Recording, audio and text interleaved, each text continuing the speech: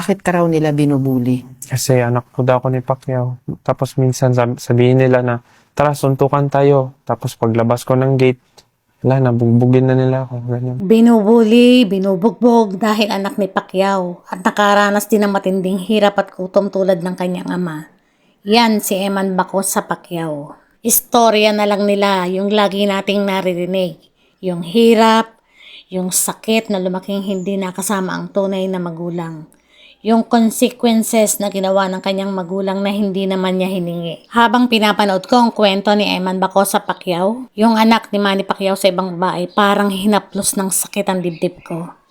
Napakadali kasing humusga, magturo, magtismis at manisi, pero walang nakakaalam ng tahimik na laban na pinagdaanan ng isang babae sa likod ng mga nakapinid na pinto. Hindi ko mapigilang malungkot para kay Miss Jinky Pacquiao. May nakakaalam ba ng sakit na kanyang pinagdaanan? Isang asawang mas piniling magpatawad kahit na andyan at nagdudumilat ang dahilan para siya ay magalit at masaktan? May narinig ba kayo kay Jinky Pacquiao? Nakita niyo bang nagpa-press con o nagpa-interview man lang sa media? Isipin mo, gaano kalakas ang loob ng isang babae na manatiling nakatayo sa tabi ng lalaking minsang sumira ng kanyang tiwala. Harapin ang mga bulong-bulungan ng buong mundo at piliin pa rin ang kapayapaan kaysa maging mapagmataas.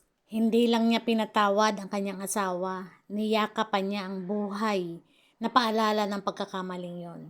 Pinili pa rin niyang magmahal, hindi para sa sarili niya kundi para sa pamilyang ipinangako niyang ipaglalaban. At para sa anak na inosente sa katotohanang hindi niya ginusto, maramdaman mo sana ang pagmamahal ng isang inang nagpapagaling, hindi nanunumba. Dahil sa dulo, walang nananalo sa pagtataksil.